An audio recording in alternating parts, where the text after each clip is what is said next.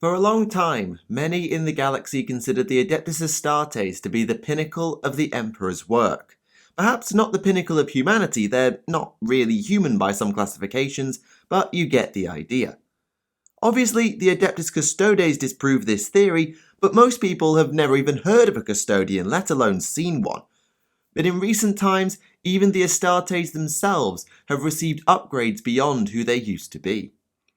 This new breed of Astartes are the culmination of a mighty project started millennia ago, and whilst they've been a controversial topic, they have likely been invaluable in keeping the Imperium of Man afloat. They are the commission of Roboute Guilliman. They are the creations of Belisarius Cawl. They are the Primaris Space Marines. This is Tactica Imperialis, and welcome to 40k Stories. First, the history, so everyone knows where the Primaris actually came from in the first place. After the Horus Heresy, Primarch Roboute Guilliman of the Ultramarines ruled the Imperium of Man as its Lord Commander.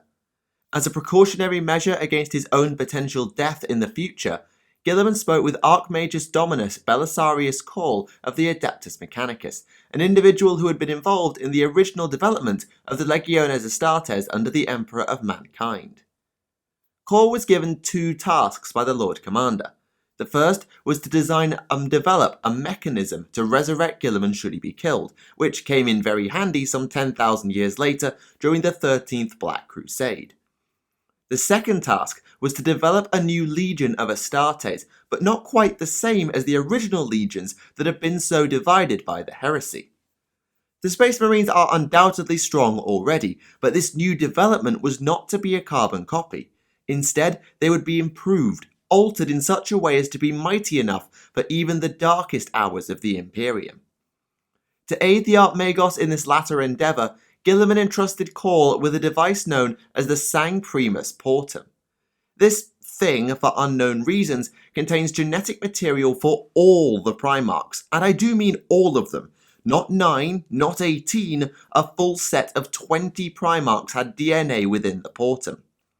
Assumingly Guilliman didn't have the know-how to get the data from the lost and traitor Primarchs out of the device, giving Cawl much more to work with even if he was under strict loyalist-only gene seed instructions that I bet he flaunted almost immediately.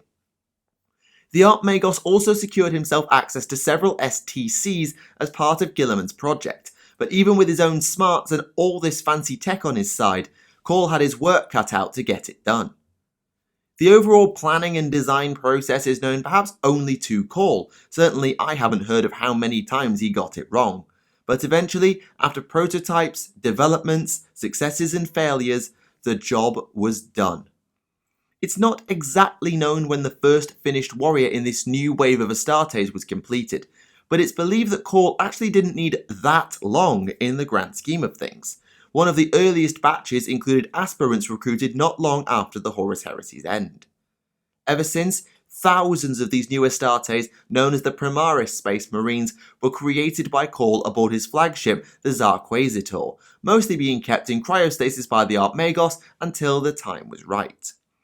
Said time was when the first of Cawl's projects was needed, that being the resurrection of Guilliman. Having healed the Primarch with a little help from the Eldari Yvrain, Cawl unleashed the Primaris on the orders of Guilliman after the completion of the Terran Crusade. It is believed that their official debut came at the Battle of Lion's Gate, known sometimes as the Second Battle of Terror, where they joined Custodes, regular Astartes and others in driving back a demonic invasion of Terra itself.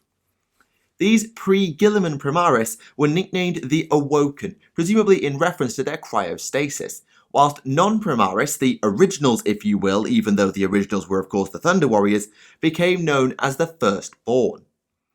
The Awoken also count those Primaris made before Guilliman launched the Indomitus Crusade, which we've discussed in a previous log, and their duty in said crusade was typically one of two roles. About half of the Awoken were grouped into new chapters for what is known as the Ultima Founding, whilst the other half would become the Grey Shields, or more officially, the Unnumbered Sons. Essentially, Guilliman created 9 Primaris legions from this cohort, though with a few changes. Chapter-level command structures was instituted throughout, and squads were formed from a mix of heritages in an attempt to mix the all too common misunderstandings and prevent them happening between chapters from different gene lines. These pseudo-legions were one of the major components of the Indomitus Crusade, but the arrangement was temporary and the unnumbered sons were gradually broken down over time. Some would form new chapters if a critical region was undefended, whilst others would be used to reinforce the existing chapters whose Primarch was the same as their own. About 94% of known chapters accepted the arrival and induction of the Primaris Marines, even the more insular ones such as the Dark Angels or the Blood Ravens, though some, like the Flesh Terrors and arguably the Space Wolves, were not so keen or tried to refuse outright for one reason or another. By the end of the Crusade, the unnumbered sons were about 20 chapters strong, and I assume that around 20 chapters were therefore founded after the triumphant Rorcos that ended the Crusade. Since then, the Primaris have become more and more prevalent as all chapters were granted the means to make their own new ones.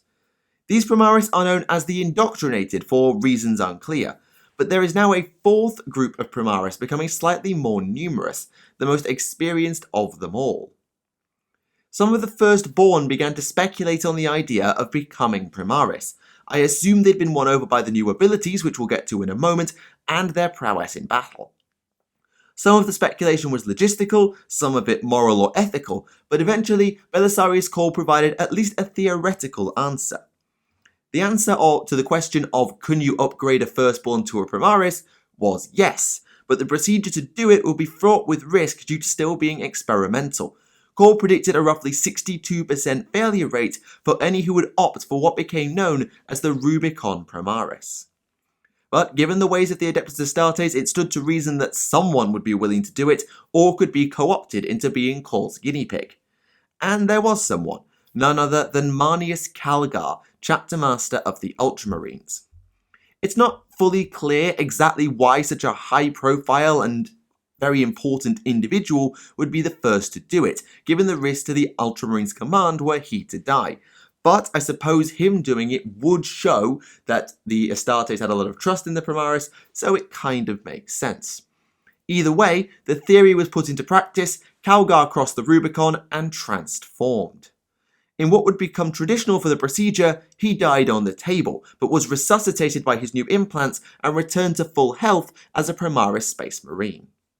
Since then, many have crossed the Rubicon, including chapter masters, captains, and many others.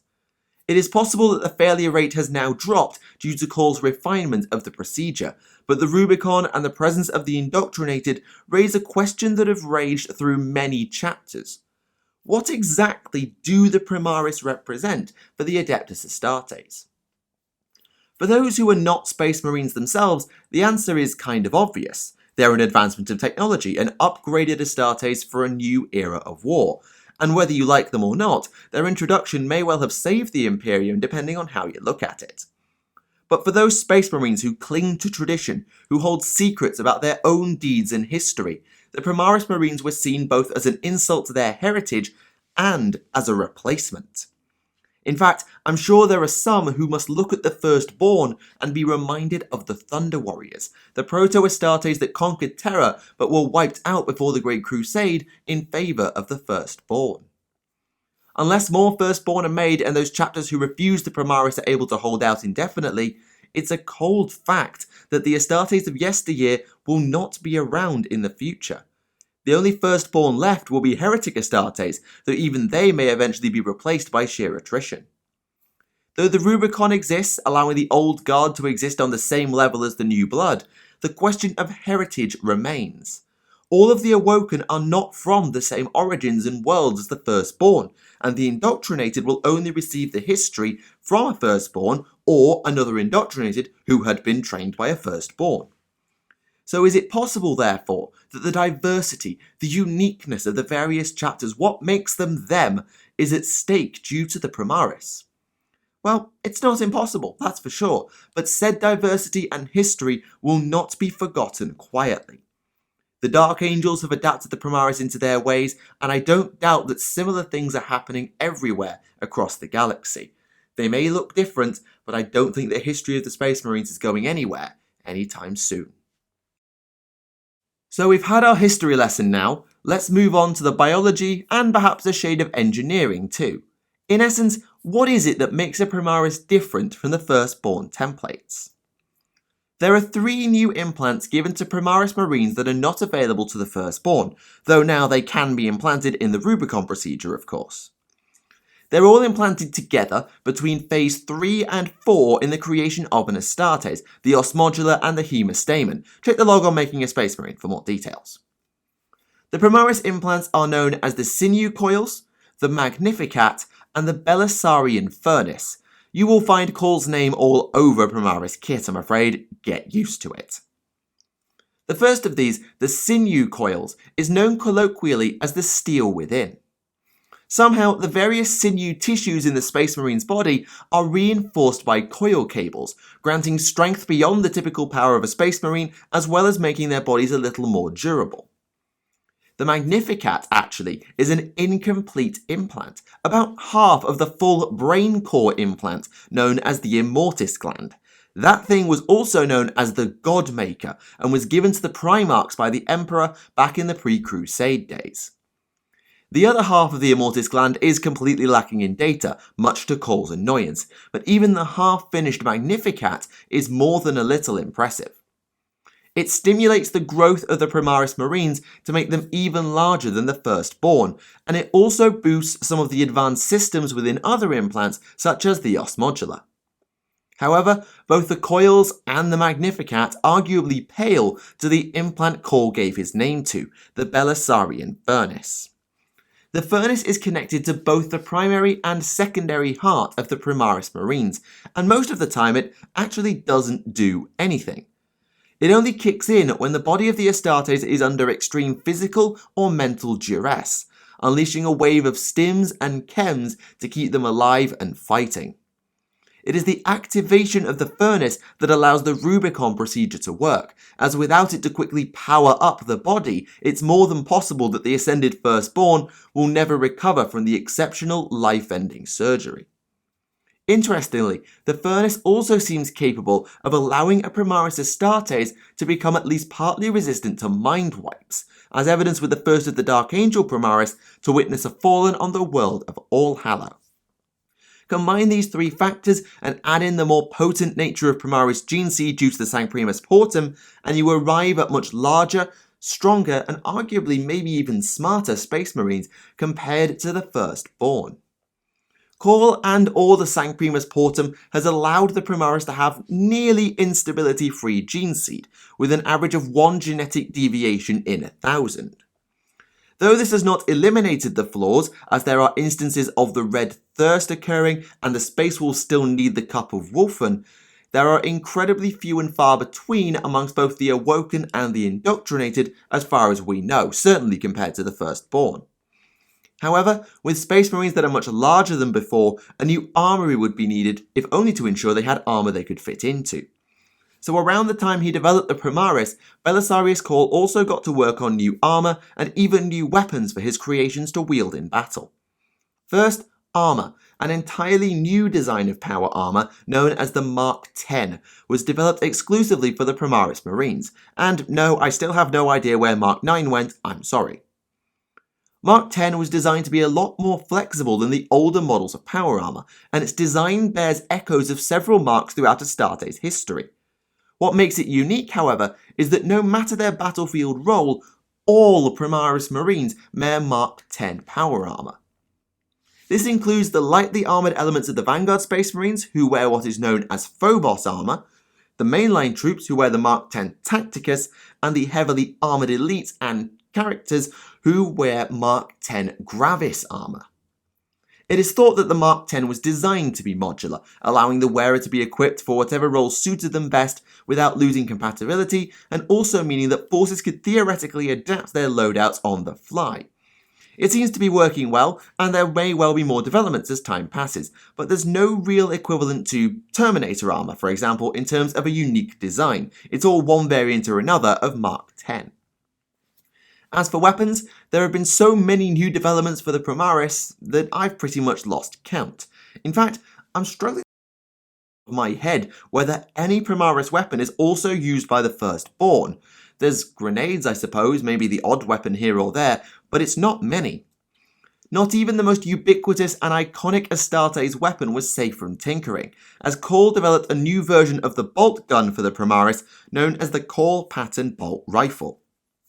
The bolt rifle is larger and equipped with a longer barrel than the typical bolter, and like the Mark X armour, it is exceptionally modular, allowing for stripped down carbines, precise snipers, or full auto variants. Most Primaris infantry are equipped with one variant or another of the Cawl pattern, though the Archmagos did design a bunch of other weapons while he was at it that I won't get into here. Whilst the most famous of the Primaris Marines are undoubtedly those that crossed the Rubicon Primaris, there are a couple of awoken or indoctrinated who have won their own measure of renown. One of them is actually the first believed Primaris ever created. There are variations from the baseline design with them, presumably due to them being a failed prototype based on an attempt to recreate the Primarchs, apparently. This Proto-Primaris was designated as Alpha Primus, and as one of the Awoken, he still serves alongside Cawl today, probably because he's incompatible with the templates used for the Awoken and the Indoctrinated. This original design has been rendered obsolete due to the loss of required technologies, but it makes Alpha Primus stronger both physically and psychically than other Primaris, though his body is racked with near constant pain all over as a result. A Cawl follower above even the Emperor, so it's said, Alpha Primus has travelled alongside as an accompaniment and agent for the Archmagos over the millennia, encountering Catan and possibly even enslavers in recent times. Another one of the early Primaris, though this time following the now standard template, is an Awoken known as Decimus Androdinus Felix of the Ultramarines.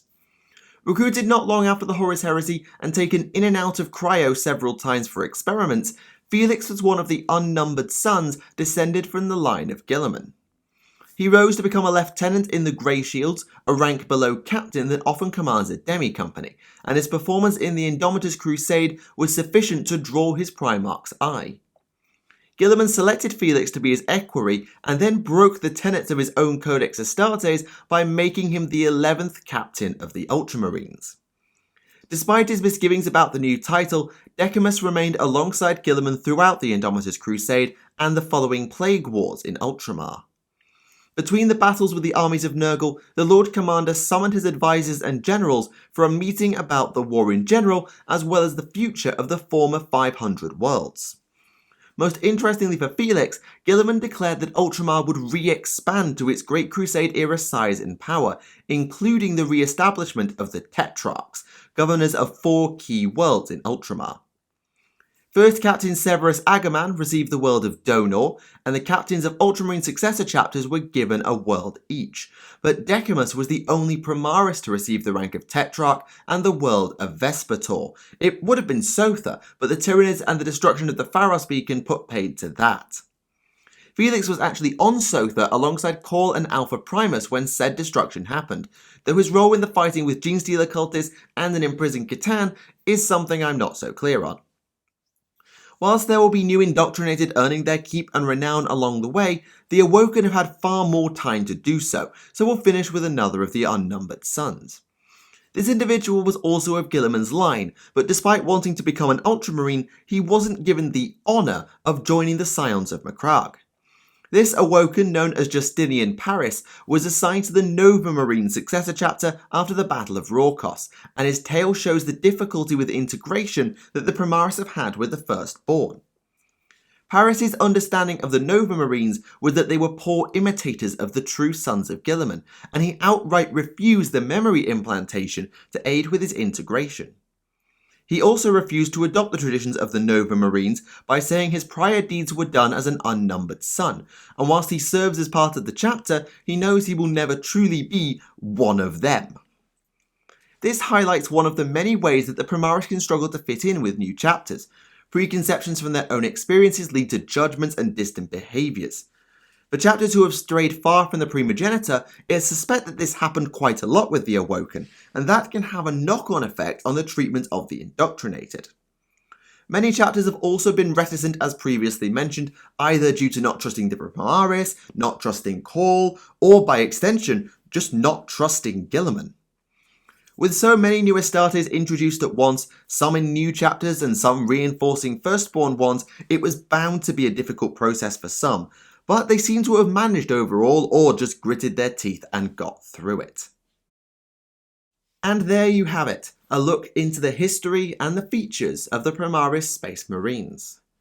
These new Astartes will have been a source of controversy across the galaxy, but their effectiveness on the battlefield and the craftsmanship involved in creating them cannot be denied. There is an argument that the Primaris will become the only Space Marines left in the Imperium at some point, leaving the Custodes as the only beings created by the Emperor's true design. But it will be a long time until that comes to pass, and I doubt that the heritage of the Firstborn will be forgotten in the process.